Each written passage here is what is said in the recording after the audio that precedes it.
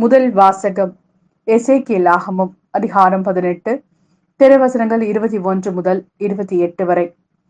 தீயவரோ தாம் செய்த பாவங்கள் அனைத்தையும் விட்டு மனமாறி என் நியமங்கள் அனைத்தையும் கைக்கொண்டு நீதியையும் நேர்மையையும் கடைபிடித்தால் அவர்கள் வாழ்வது உறுதி, அவர்கள் சாகார். அவர்கள் இழைத்த தவறுகள் அனைத்தும் அவர்களுக்கெதிராக நினைக்கப்பட மாட்டா. அவர்கள் கடைபிடித்த நேர்மையின் பொருட்டு அவர்கள் வாழ்வர். உண்மையில் பொல்லாரின் சாவையா நான் விரும்புகிறேன். அவர்கள் தம் வழிகளினின்று திரும்பி வாழ வேண்டும் என்பதன்றோ என் விருப்பம், என்கிறார் தலைவராகிய ஆண்டவர். நேரியவர் தம் நேரிய நடத்தையினின்று விலகி தவறிழைத்து பொல்லாரை போல் வெறுக்க தக்கவற்றை எல்லாம் செய்தால் அவர்கள் வாழ்வாரோ? அவர்கள் கடைபிடித்த நேர்மையானதெதுவும் நினைக்கப்பட மாட்டாது. அவர்கள் இழைத்த துரோகத்தின் பொருட்டும் செய்த பாவத்தின் பொருட்டும் அவர்கள் சாவர். ஆயினும் தலைவரின் வழி செம்மையானதாக இல்லை என்று நீங்கள் சொல்கிறீர்கள். இஸ்ரேல் வீட்டாரே, கேளுங்கள்.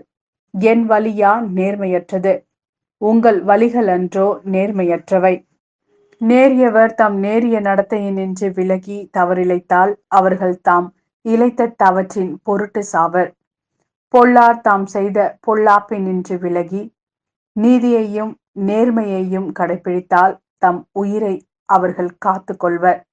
அவர்கள் உண்மையை கண்டுணர்ந்து தாம் செய்த குற்றங்கள் அனைத்தினின்றும் விலகிவிட்டால் அவர்கள் வாழ்வது உறுதி, அவர்கள் சாக மாட்டார். இது ஆண்டவரின் அருள்வாக்கு. இறைவா, உமக்கு நன்றி.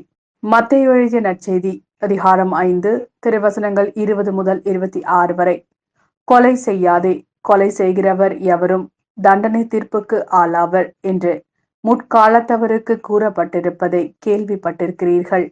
ஆனால் நான் உங்களுக்கு சொல்கிறேன், தம் சகோதரர் சகோதரிகளிடம் சினம் கொள்கிறவர் தண்டனை தீர்ப்புக்கு ஆளாவார். தம் சகோதரரையோ சகோதரியையோ முட்டாளே என்பவர் தலைமை சங்க தீர்ப்புக்கு ஆளாவார். அறிவிலியே என்பவர் எரி நகரத்திற்கு ஆளாவார். ஆகையால் நீங்கள் உங்கள் காணிக்கையை பலிபீடத்தில் செலுத்த வரும்பொழுது உங்கள் சகோதரர் சகோதரிகள் எவருக்கும் உங்கள் மேல் ஏதோ மனத்தாங்கல் உண்டென்றால் அங்கே நினைவுற்றால் அங்கேயே பலிபீடத்தின் முன் உங்கள் காணிக்கையை வைத்துவிட்டு போய் முதலில் அவரிடம் நல்லுறவு ஏற்படுத்திக் கொள்ளுங்கள். பின்பு வந்து உங்கள் காணிக்கையை செலுத்துங்கள். உங்கள் எதிரி உங்கள் நீதிமன்றத்திற்கு கூட்டி செல்லும் போது வழியிலேயே அவருடன் விரைவாக உடன்பாடு செய்து கொள்ளுங்கள். இல்லையேல் உங்கள் எதிரி நடுவரிடம் உங்களை ஒப்படைப்பார்.